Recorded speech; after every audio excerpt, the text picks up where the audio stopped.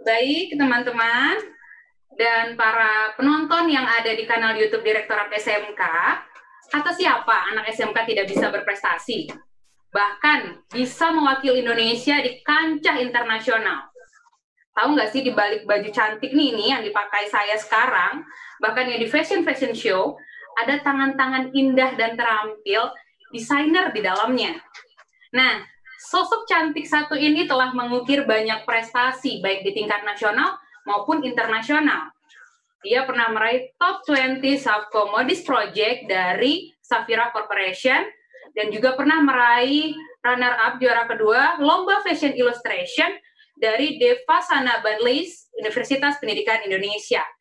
Dan yang paling terin atau yang terkini adalah dia sukses meraih runner up di ajang Grand Prix Sakura Collection Asia Students Award 2020 yang diselenggarakan di Atrium Jewel Changi Airport, Singapura. Nah, berikut kita dengarkan bersama testimoni dari Dania Amanda Putri Pulungan, siswa SMK NU Banat Kudus. Selamat pagi, Dania. Halo, selamat pagi, Dania. Ya, di-unmute dulu suaranya, Dania. Pagi, Kak. Ya, selamat pagi. Iya. Silakan Dania memberikan pesan-pesannya nih untuk adik-adik SMK yang baru masuk SMK dan juga mungkin teman-teman SMK yang lainnya di seluruh Indonesia. Silakan Dania. Oke, perkenalan dulu aja kali ya. Nama aku Dania Amanda Putri, biasa dipanggil Dania. Aku jurusan Tata Busana dari SMK NU Banat Kudus. Tapi aku asli Bogor, jadi aku merantau ke Kudus.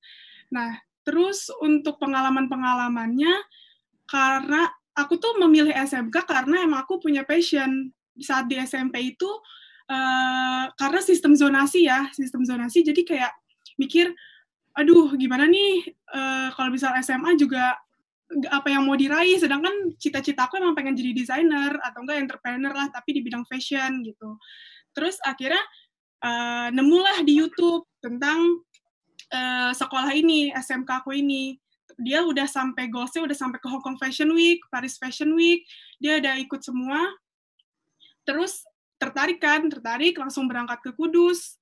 Saat di sana tes segala macam, alhamdulillah keterima. Untuk di tahun-tahun pertama sih ya cukup berat ya, karena kan beradaptasi dengan teman-teman baru. Terus juga berbeda budaya, berbeda bahasa, jadi kayak yang ya harus dijalanin aja. Terus juga waktu itu skill gambar masih ya sekedar gambar-gambar aja, sedangkan teman-teman di sana, kakak kelas, terutama kakak kelas tuh banyak banget yang maksudnya bisa jadi contoh, bisa jadi motivasi, mereka benar-benar dalam bidang ilustrasinya, bidang menjahitnya, bikin polanya, mereka bisa dan keren menurut aku. Terus akhirnya belajar, alhamdulillahnya di sekolah aku tuh fasilitasnya lengkap banget, mulai dari studio, catwalk, sampai ruang make up pun semuanya ada. Jadinya semuanya fasilitas tersedia kan, jadinya enjoy. Terus juga kalau misalnya lagi ada free class atau misalnya ada acara sekolah gitu, kita suka di studio aja gambar-gambar, ngelatih skill. Terus beruntungnya juga sekolah kita karena udah dikenal sampai mancanegara, kita sering kedatangan tamu. Jadi tamu-tamu dari SMK lain yang jurusannya sama datang ke sekolah. Terus jadi kayak sharing-sharing sama mereka, aku ngajarin mereka desain.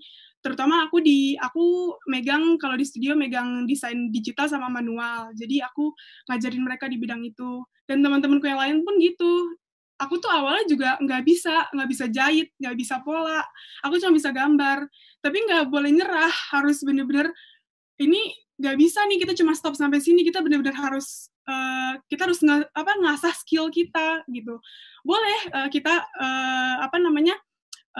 unggul di satu passion, tapi menguasain semuanya karena kita akan terjun ke bidang itu gitu.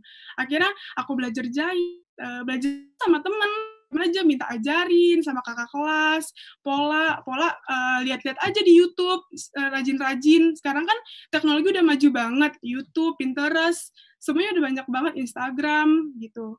Terus akhirnya aku mulai aktif kan, ikut-ikut lomba, kenal kalau ikut lomba kan pertama event ya, jadi kalau event ketemu orang-orang dari seluruh Indonesia lah, kadang kebanyakan ketemu dari kayak anak Esmod, Lasel, gitu, Instituto. Jadi saingan-saingan aku tuh anak-anak yang udah istilahnya level up banget, dia udah beda dan dia udah skillnya udah nggak usah diragukan gitu. Jadi kadang sama mereka sharing-sharing kayak gimana sih kalau belajar di Esmo tuh gimana, belajar di Lasel tuh gimana, terus kalau belajar di SMK tuh gimana gitu. Terus ada beberapa dari mereka yang bilang, kalau gitu dulu aku masuk SMK aja ya, ngapain masuk SMA buang-buang waktu 3 tahun, kata mereka gitu.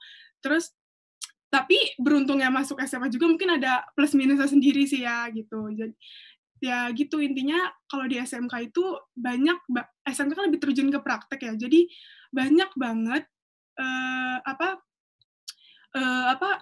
kayak momen-momen dan kayak waktu-waktu yang kita bisa manfaatkan gitu. Jadi kayak we are the cool kids gitu loh, kayak kita bisa jahit, itu keren banget, kita bisa jahit, bikin pola, bikin baju gitu, sampai kita kayak presentasi di Singapura, sampai kemarin sekolahku bawa 7 orang ya, alhamdulillahnya menang. Terus yang menang di sana lagi 3 orang, terus dapat di sana penghargaan, di sana jadi kenal orang-orang AFC itu kayak organisasi Indonesian Fashion Chamber, kita jadi kenal mereka gitu. Terus intinya ini juga banyak banget cerita dari adik kelas aku maupun teman seangkatan yang mereka emang kalau masuk sekolah ke SMK karena akibat buangan atau enggak mereka dipaksa orang tua atau enggak sesuai dengan hati. Tapi aku terus semangatin karena itu semua bisa diasah gitu, kayak gambar, jahit, pola, atau bahkan di bidang tata boga lain gitu mungkin, atau di bidang kayak bidang-bidang lain lah, sisa kecantikan atau apapun itu tuh bisa diasah asal kita niat dan kita kerja keras. Kita ambisius boleh, tapi jangan sampai kayak misalnya ada orang lain yang ikut kompetisi nih, mereka menang, kita nggak boleh iri hati, kita nggak boleh dengki gitu. Jadi kita harus kita harus saling mendukung sesama teman gitu. Jadi terus juga harus banyak belajar, intinya itu. Karena kalau kita dikasih fasilitas banyak sama pemerintah, udah dikasih masukan-masukan, sering ikut workshop, tapi kitanya nggak mau gerak, sama aja. Itu nggak akan ada kemajuan di diri kita. Gitu. Mbak Dewi. Baik Pak, ya Pak Wikan, silakan Pak Wikan. Saya habis dengar Mbak Dania ini terharu, pengen nangis Mbak. Oh ya Mbak, ya mau membuat apa ya Pak? Saya juga tadi agak merinding mendengar Dania menceritakan bahwa nggak kalah saing kok siswa SMK dengan lulusan sekolah fashion di dunia gitu. Insya Allah Mbak, ini anak muda kayak gini semua. Ya, tadi terima kasih Dania. Tepuk tangan dulu dong untuk Dania, itu luar biasa sekali pengalamannya mengenai bagaimana bahwa anak SMK itu nggak boleh nyerah. Kalau kamu punya passion di bidang fashion contohnya, monggo masuk SMK, jangan salah pilih. Nah itu tadi ya pesan dari Kak Dania untuk teman-teman SMK di seluruh Indonesia. Dan peserta yang nonton di YouTube, jangan lupa ramai-ramai unggah foto tentang kegiatan ini di Instagramnya masing-masing dengan hashtag Bangga Jadi Anak SMK. Jangan lupa di tag IG Direktorat SMK ya. Tambahin Mbak Tiwi, subscribe. Enggak, Pak? Subscribe ya. akun YouTube Vokasi itu. Baik Pak, tentu saja. Nah, Direktorat SMK juga punya channel YouTube yang kalian tonton sekarang. Jangan lupa subscribe dan share ke teman-teman SMK di seluruh Indonesia untuk nonton, dan bakal ada konten-konten yang menarik lainnya yang memberikan inspirasi bukan hanya kepada siswa SMK, tapi guru-guru SMK dan sobat vokasi di seluruh Indonesia. Ya, nih selanjutnya kita akan kenalan juga nih, selain ganteng, ramah, dan juga murah senyum. Itulah kesan pertama yang saya dapat nih dari alumnus SMK Negeri 3 Malang. Sosok satu ini pernah mengharumkan nama Indonesia di ajang kompetensi keahlian tingkat dunia. Wow, dia mempersembahkan silver medalist and the best of nation world skill di Abu Dhabi tahun 2017 lalu untuk bidang restoran service. bersaing dengan 36 negara di dunia. Eropa lewat, Amerika lewat. Nah, ini dia sosok seseorang ini yang ganteng ini, peraih beasiswa unggulan Kemdikbud, sedang menjalani studi double degree program perhotelan STP di Trisakti dan juga Guilin Tourism University of China. Langsung saja kita bergabung dan menyapa hangat adik-adik SMK di seluruh Indonesia bersama Kak Andre Gilitasya. Selamat pagi Kak Andre. Pagi Kak, halo. Pagi, oke. Lanjut Kak Andre, silakan memberikan inspirasinya untuk peserta didik baru khususnya di seluruh Indonesia. Oke, baik. Mungkin saya pagi ini lebih ke cerita ya. Jadi, perkenalkan dulu, nama saya Andre. Saya alumni SMK Negeri 3 Malang. Waktu itu masuk SMK di tahun 2012, jadi udah lumayan lama ya. Jadi, saya mulai mengingat-ingat lagi nih, apa sih yang saya lakukan waktu itu di SMK gitu. Sedikit cerita, sebelum masuk SMK waktu itu, di tahun 2012, SMK itu lagi gencar-gencarnya promosi saat itu ya. Mungkin kalau menurut saya waktu itu nama SMK atau vokasi, pendidikan vokasi belum seperti sekarang ini. Kalau sekarang ini kan orang-orang udah mulai sadar bahwa pendidikan vokasi itu penting gitu kan. Maksudnya gak kalah bersaing lah kita pendidikan vokasi dengan institusi lainnya. Nah tapi saat itu yang dipromosikan SMK dengan gencar adalah SMK itu siap kerja. Jadi motivasi utama saya waktu masuk SMK saat itu ya karena saya pengen siap kerja gitu kan. Lulus langsung kerja. Akhirnya dari situ baru mulai cari yang namanya jurusan. Kan banyak banget jurusan pilihannya. Di situ barulah mulai masuk ke jurusan waktu itu namanya Jasa Boga, seperti itu. Jadi Jasa Boga ini bukan awalnya saya emang dari SMP ingin masuk sekali, namun karena setelah compare dengan jurusan yang lain, akhirnya saya pilih. Seperti itu.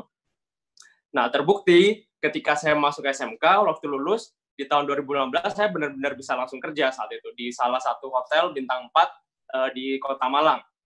Dan di tengah jalan, kemudian saya juga ingin untuk melanjutkan pendidikan, dan terbukti juga SMK memang benar-benar bisa gitu loh. Saya juga bisa langsung kerja, saya juga bisa ketika saya ingin melanjutkan pendidikan, bahkan saat ini saya sedang melanjutkan pendidikan dengan double degree program antara Sekolah Tinggi Pariwisata Trisakti Jakarta dan juga Guilin Tourism University di China gitu. Jadi ketika saya lulus, saya langsung mendapatkan degree atau gelar 2 sekaligus dari 2 negara yang berbeda.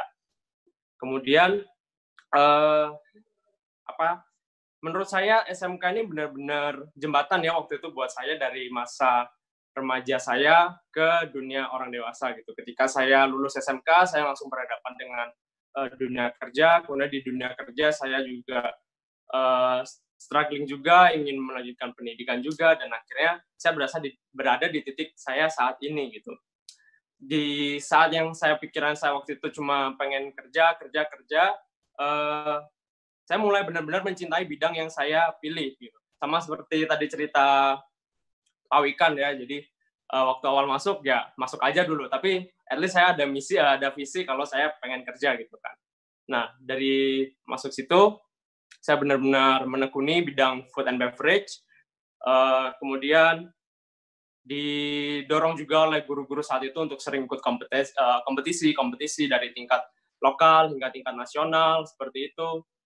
Kemudian berakhir di salah satu kompetisi yang memang waktu itu sangat bergengsi buat anak-anak SMK, namanya Lomba Kompetensi Siswa gitu. Ya, dari LKS ini dari tingkat kota mewakili sekolah, kemudian berhasil mewakili kota ke tingkat provinsi, berhasil kembali mewakili provinsi di tingkat nasional, dan akhirnya di nasional kembali dipercaya sebagai juara 1 di bidang restoran service saat itu di tahun 2015 saya ingat. Nah, dari situ kemudian muncullah tawaran untuk beasiswa di Sekolah Tinggi Pariwisata Trisakti Jakarta. Akhirnya saya apply untuk beasiswa, dan beasiswanya itu diperoleh dari beasiswa unggulan BPKLN Kemendikbud, seperti itu. Sampai saat ini saya masih belum lulus, saya masih semester akhir, seperti itu. Nah, kemudian berlanjut dari situ, di semester awal saya di Sekolah Tinggi Pariwisata Trisakti, saya juga ikut yang namanya pelatihan untuk World Skills Competition. Jadi untuk juara 1 LKS, berhak untuk mengikuti pelatihan, dan saat itu pelatihannya memang lumayan berat ya. Selama 15 bulan kami dilatih nggak cuma hard skill, tapi soft skill juga harus jalan, karena kompetisi nggak bicara tentang kemampuan kita aja, tapi juga banyak ya hal yang diperhitungkan dalam kompetisi, apalagi ketika kita menghadapi sesuatu yang baru, lawan yang baru, teman yang baru, dengan juri-juri yang berbeda latar belakangnya, kayak gitu. Jadi selama pelatihan 15 bulan, di tahun 2017, akhirnya saya mewakili Indonesia di World Skills Competition di Abu Dhabi 2017, bersama dengan 28 bidang lomba lainnya saat itu berangkat ke Abu Dhabi, dan puji Tuhan juga dapat kembali membawa pulang medali perak, urutan kedua dari 36 negara yang mengikuti, dan juga medali Best of Nation seperti itu waktu itu. Kemudian bicara tentang skill atau keahlian, ini yang saya sadari ketika saya juga pernah melakukan internship di luar negeri selama 1 tahun, waktu itu di kota Shenzhen di China. Jadi buat informasi, kota Shenzhen itu kota tier nomor 1 di China, artinya kota yang sudah paling maju di China gitu. Ketika saya bekerja di sana, kompetensi atau keahlian kita sebagai pelajar vokasi dari Indonesia itu nggak kalah sama pekerja-pekerjanya. Jadi saya nggak membandingkan dengan training-trainingnya, tapi bahkan dengan pekerja-pekerja mereka yang pekerja tetap itu kita nggak kalah. Jadi buat adik-adik semua yang saat ini milih belajar SMK, Anda nggak salah tempat. Anda memilih tempat yang tepat untuk Anda belajar, mengasah keahlian. Teman-teman, adik-adik semua, dan jangan lupa untuk selalu belajar, tingkatin hard skill kalian, kompetensi kalian atau keahlian kalian, tapi jangan lupa buat terus juga tingkatin soft skill, karena ini penting, dua-duanya harus jalan bersama, kayak gitu ya. Jadi kalau soft skill, kalau saya di SMK dulu belajar dari ekstrakurikuler, ikut kegiatan banyak organisasi, ikut banyak kegiatan event, acara sekolah, seperti itu juga bisa dari ikut kompetisi gitu. Terus, itu aja sih mungkin. Selamat menjalankan MPLS untuk adik-adik semua. SMK bisa, SMK hebat. Thank you. Terima kasih Kak Andre yang sudah memberikan pesan dan memberikan sejarah singkat dari perjalanan perjuangan Kak Andre hingga mengharumkan nama Indonesia di ajang internasional. Dan siapa sih yang mau untuk berprestasi di tingkat internasional? Pasti semua pada mau dong. Tapi SMK bukan hanya masalah prestasi di bidang akademiknya saja, di bidang kompetensinya saja. Tapi sebelum kita masuk nih ke sesi selanjutnya, saya ingatkan adik-adik, teman-teman yang sedang menonton channel YouTube untuk subscribe dan juga follow Instagram Direktorat SMK dan YouTube SMK pastinya. Nah, langsung saja nih, tadi saya sudah menyebutkan bahwa selain berprestasi di bidang akademik, banyak lulusan SMK yang mendapat kerja atau melakukan aktivitas yang bermanfaat dan pastinya menghasilkan. Nah, siapa yang nggak kenal cewek berhijab satu ini? Teman-teman nggak akan nyangka kalau ia adalah lulusan dari SMK. Sosok ini tidak kalah terkenalnya merupakan alumni dari SMK Permata Harapan Batam. YouTuber serba bisa ini pernah dinobatkan sebagai perempuan Indonesia pertama yang memiliki puluhan juta followers, puluhan juta subscriber di kanal YouTube. Nah, langsung saja kita dengarkan sapa hangat dari Kak Ria Ricis. Silakan. Warahmatullahi wabarakatuh. Selamat pagi untuk Bapak yang terhormat Bapak Nadiem Makarim selaku Menteri Pendidikan dan Kebudayaan, dan Pak Wikan Sakarin, Dirjen Pendidikan Vokasi, Pak Bakrun, Direktur SMK, dan Bapak Ibu Guru di seluruh Indonesia, peserta didik baru SMK di seluruh Indonesia.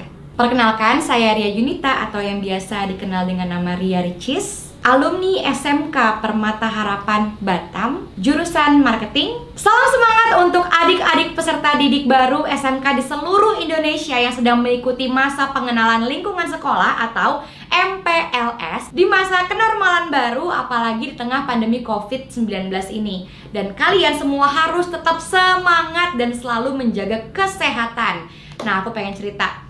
Kalau dulu waktu Ricis SMK, kebetulan mengambil jurusan marketing dan dimana itu sesuai passionnya Ricis.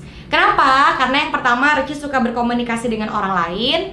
Kemudian Richie suka mempelajari ilmu-ilmu apa sih yang sebenarnya orang-orang suka lewatkan. Dan ternyata ilmu komunikasi, marketing, pemasaran itu amat sangat penting. Walaupun ilmunya tidak terpakai mungkin waktu kita sekolah SMK, tapi sudah pasti ilmunya akan terpakai selama kita hidup. Contohnya kayak Richie lulusnya udah beberapa tahun yang lalu, sampai sekarang masih inget banget ilmu-ilmu marketing yang dulu aku pelajarin. Terus aku juga pernah magang atau kerja lapangan di showroom motor, showroom mobil, pernah jadi SPG juga tapi di bagian kantor, dan hal-hal baru lainnya yang selama SMK Richie alamin.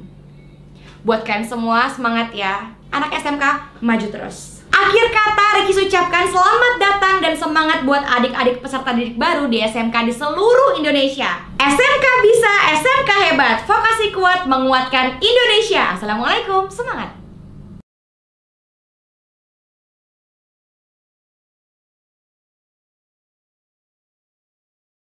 Terima kasih Kak Ria Ricis yang sudah memberikan motivasi kepada kita semuanya, dan tadi Kak Dania, Kak Andre, dan juga Kak Ria Ricis sudah memberikan motivasi kepada teman-teman bahwa kita harus terus bersemangat, pantang menyerah untuk meraih cita-cita. Apapun passion, apapun hobi teman-teman, kembangkan itu, dan insya Allah ke depannya mudah-mudahan mendapatkan masa depan yang cerah seperti para alumni dan juga siswa SMK tadi.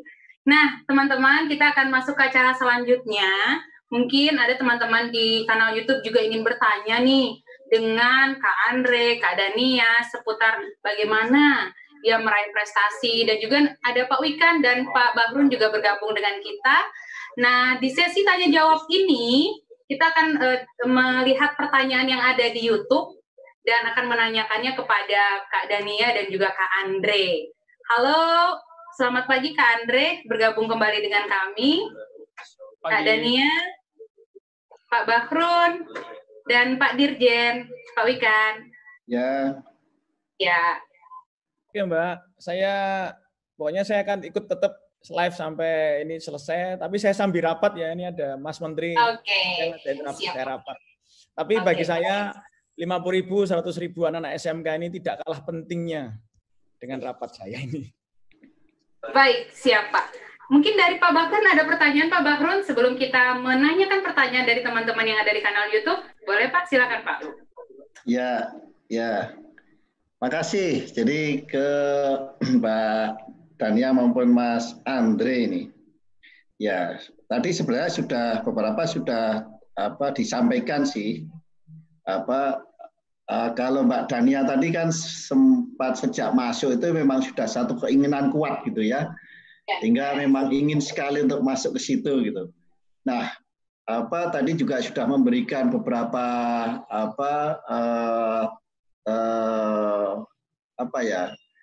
testimoni dan lain-lain bahwa dia bisa begini karena memang alatnya dan lain-lain ini bisa berjalan dengan baik.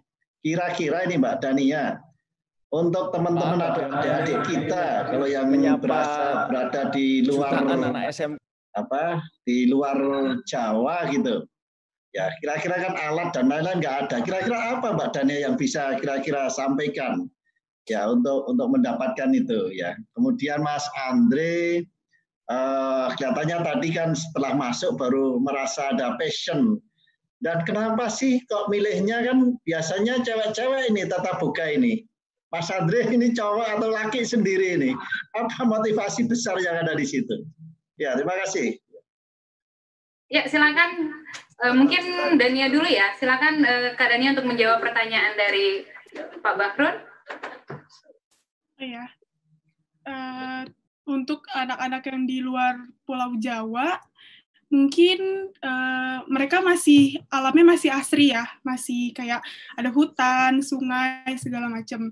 Kalau mungkin aku mungkin bisa menjawabnya untuk di bidang passion aku aja sih. Kalau misalnya nggak apa-apa ya. Passion, kayak misalnya kalian bisa, kalau namanya ntar ada kita mau bikin baju, itu otomatis kita harus punya manekin atau semacam paspop. Paspop itu untuk draping, jadi kayak semacam patung, nanti kita bisa bikin polanya di situ.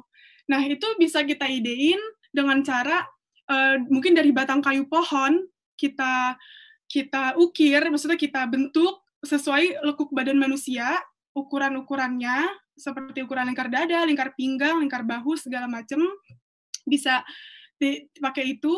Terus untuk kain mungkin bisa pakai kertas atau pakai daun, itu bisa dicoba dengan itu dulu. Kalau misalnya itu fasilitasnya terbatas, benar terbatas. Tapi untuk fasilitas lain, misalnya kayak mereka kurang listrik, atau mereka nggak ada listrik, atau listrik bisa dipakai cuma di siang hari, malam harinya dimatikan gitu. Dan di sana mungkin fasilitas seperti mesin jahit atau segala macam mereka kurang. Mungkin mereka bisa coba dengan jahit tangan dulu, atau mereka bisa juga bikin kerajinan yang dieksplor ke pulau-pulau lain. Terus mereka jual, kalau mereka udah dapat penghasilan, bisa mereka bikin suatu kayak home industry di rumahnya gitu, dan mengajak tetangga-tetangganya dan yang lain. Mungkin seperti itu, dan memanfaatkan limbah-limbah, biasanya seperti itu. Ya, itu tadi dari Kak Dania. Dari Kak Andre, boleh Kak Andre memberikan jawabannya bagaimana yang ditanyakan oleh Pak Bakrun tadi? Oke, thank you. Terima kasih Pak Bakrun atas pertanyaannya. Saya coba jawab. Jadi, sama seperti kata Pak Bakrun tadi, kan jurusan ini emang identiknya banyak wanita gitu ya. Jadi saya juga waktu masuk tuh kaget, kok cowoknya cuma dikit gitu, ntar cari teman susah gitu kan. Nah, memang Pak, tapi saya sebelum masuk ke jurusan ini, saya sudah sempat melakukan research terlebih dahulu bahwa ya sesuai sama motivasi awal saya pengen lulus langsung kerja gitu. Makanya ketika saya research, saya coba cari gaji chef. Waktu itu menjadi chef ya. Waktu itu menjadi chef. Gaji chef tuh berapa sih, di kisaran angka berapa? Ternyata kalau memang kita karirnya di internasional, gaji itu bisa lumayan gitu, cukup tinggi untuk chef. Jadi saya tanpa berpikir panjang saat itu, kemudian oke, masa depannya cukup terjamin. Kemudian saat itu bisnis kuliner F&B juga tidak semeriah sekarang ini, apalagi saat pandemi ini semuanya meriah buka bisnis F&B kan. Kemudian saat itu langsung aja masuk dan berhasil menyelesaikan studi saya, ditambah saya sudah memiliki passion di bidang tersebut. Gitu. Thank you. Iya. Oke, thank you Dania dan juga Kak Andre. Ini ada pertanyaan dari teman-teman di kanal YouTube ya. Dari SMK Negeri 1 Sorong, Papua Barat. Jadi menanyakan gini, gimana sih tips atau disiplin apa yang dilakukan oleh Kak Andre maupun Kak Dania sehingga dapat meraih prestasi di tingkat internasional? Boleh dari Kak Andre dulu mungkin. Silakan Kak Andre. Oke, jadi saya coba jawab ya. Tips sama disiplin tertentu. Kalau saya sendiri, saya coba untuk selektif sama pilih kegiatan apa saja yang saya lakukan. Saya juga cukup selektif untuk sosial media saya waktu itu yang saya gunakan. Nggak seperti sekarang ini, saya sudah memiliki beberapa sosial media. Kemudian saya juga selektif terhadap, saya nggak ada game saat itu, tidak ada game kayak gitu. Jadi saya cukup selektif, saya benar-benar mau fokus. Saya nggak pengen buang-buang masa masa muda saya buat hal-hal yang nggak menunjang karir saya ke depannya. Jadi saya benar-benar mau fokus, belajar, dan kemudian jalan-jalan itu nanti terbuka sendiri. Sama seperti saya saat ini, tiba-tiba dapat beasiswa di Trisakti, tiba-tiba bisa ikut double degree. Jadi keinginan untuk belajar sangat tinggi, jadi segala pintu nanti bakal dibuka. Seperti itu sih. Jadi selektif aja bagi waktu dengan antara hal yang benar-benar dapat menunjang kalian nanti di depannya sama hal yang diinginkan, bolehlah sewaktu-waktu, tapi harus diatur. Oke, gitu aja. Thank you. Ya, itu tadi selektif memanfaatkan waktu. Gimana dari Kak Dania? Mungkin nggak jauh berbeda sama Kak Andre, karena pertama kita harus ya selektif waktu, seperti misalnya kita ikut OSIS di sekolah atau kita ikut kegiatan lain di sekolah, itu kita harus bisa memanage waktu kita untuk seperti misalnya di sekolah jam segini belajar, habis pulang sekolah ada kegiatan ekskul apa, nanti pulang malamnya kerjain tugas, atau misalnya kita latihan. Nah, untuk hari libur digunain dengan latihan gambar, menjahit, dan segala macamnya. Dan terutama gunakan waktu jam kosong, saat lagi jam kosong di sekolah itu digunakan dengan sebaik-baiknya. Bisa kalian gambar, sharing-sharing ilmu sama teman dan lain-lain. Oke, baik. Tadi Kak Andre sempat menyebutkan ya bahwa selain belajar juga ada ikutan ekstrakurikuler. Tadi juga Kak Dania juga menyampaikan ikut OSIS. Seberapa besar sih pengaruh kegiatan di luar belajar ya, di luar belajar sesuai jurusannya, mempengaruhi prestasi dan mempengaruhi apa ya namanya itu, mempengaruhi diri masing-masing untuk meraih kesuksesan? Boleh dari Kak Andre. Baik, thank you. Saya dulu juga ikut OSIS ya Kak, jadi saya ikut OSIS dan beberapa ekstrakurikuler. Kalau di OSIS saya belajar untuk berorganisasi dan komunikasi, public speaking juga dapat karena kita sering untuk rapat-rapat seperti itu kan.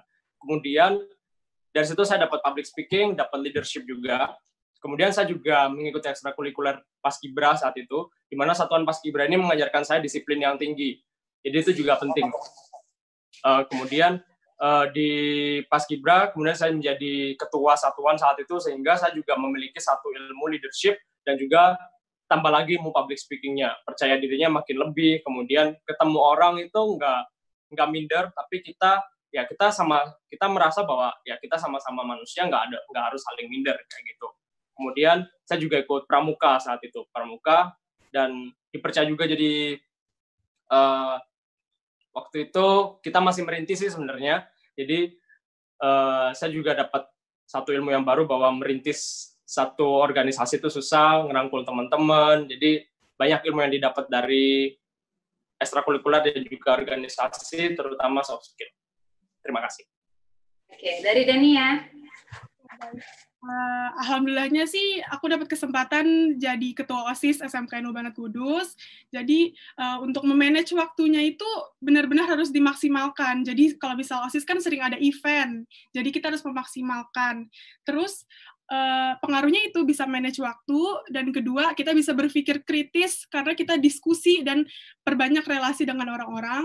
Dan aku alhamdulillah juga ikut forum OSIS Kudus, jadi banyak ketemu orang lagi, makin memperluas relasi, jadi kita bisa bertukar pikiran, sharing-sharing, bukan cuma tentang passion kita aja, tapi tentang diri orang lain juga. Dan yang terakhir itu membentuk karakter banget, membentuk karakter kita, jadi leadership kita tadi yang kata Kak Andre bilang, leadership kita jadi maksimal banget, terus kekuatan diri, karakternya jadi bagus banget. Oke, baik. Tadi pertanyaan dari SMK berapa tadi? Oh belum, dari SMK Negeri 1 Sorong sudah. Sekarang kan sudah menikmati nih prestasi. Gimana sih perubahan dalam kehidupan Kak Andre maupun Kak Dania setelah berprestasi? Biasanya kan kalau sudah meraih sesuatu, semangatnya menurun. Atau malah semakin menggebu untuk meraih prestasi selanjutnya. Ini gimana nih? Boleh share ke kita dari Kak Andre. Baik, thank you Kak Tiwi. Jadi ini pertanyaan dari SMK Negeri 2 Soe NTT. Jauh ya? Oh ya.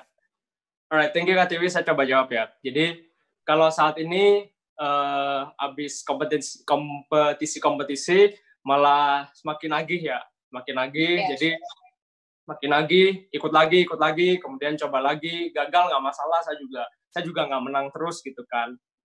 Gagal nggak masalah. Coba lagi, dan sekarang saya juga lagi sedang prepare buat kompetisi juga di China. Jadi ada entrepreneurship competition gitu, kita bangun grup sama negara-negara ASEAN. Jadi saya dengan teman dari Thailand dan dari Vietnam, kita mau coba buat bikin satu project tentang entrepreneurship yang target marketnya itu Chinese consumers kayak gitu. Jadi itu sih, jadi kalau saya makin nagih dan makin pengen kompetisi terus gitu. Ya. Ada Nia?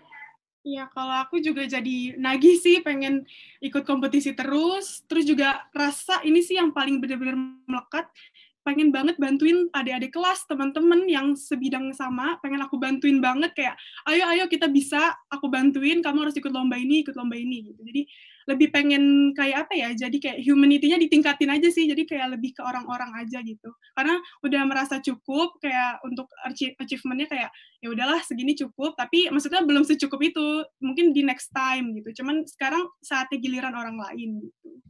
Ya, sharing knowledge dengan teman-teman yang lain. Nah, ini mungkin pertanyaan terakhir yang mau diajukan oleh saya juga dari SMK Negeri 1 Rangkas Bitung. Apa sih cita-cita? Tadi Pak Wikan sudah sempat menyampaikan 10 tahun ke depan kamu mau jadi apa sih ke siswa-siswi SMK di seluruh Indonesia. Nah, pertanyaan sama nih yang mau ditanyakan kepada Kak Andre juga Kak Dania. Apa sih cita-cita ke depannya? Nggak sampai 10 tahun sih ya, terserah.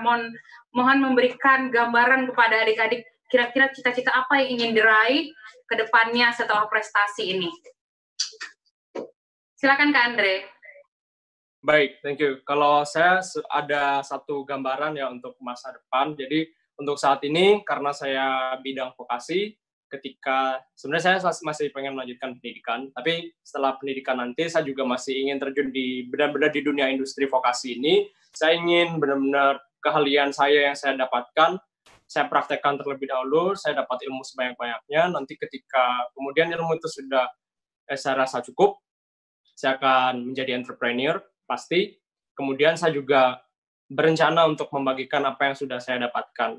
Karena hasil apa yang saya dapatkan saat ini dengan segala pengalaman saya juga tidak lepas dari bantuan seluruh rakyat Indonesia karena pembiayaan lomba, kemudian saya juga dapat beasiswa, itu juga semua dari rakyat Indonesia. Jadi ada satu dorongan untuk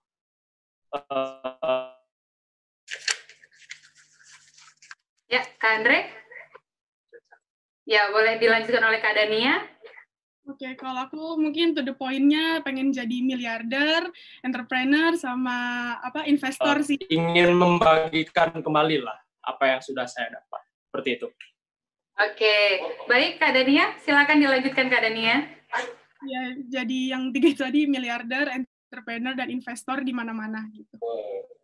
Ya, tadi cita-cita yang sangat mulia ya, pingin jadi entrepreneur.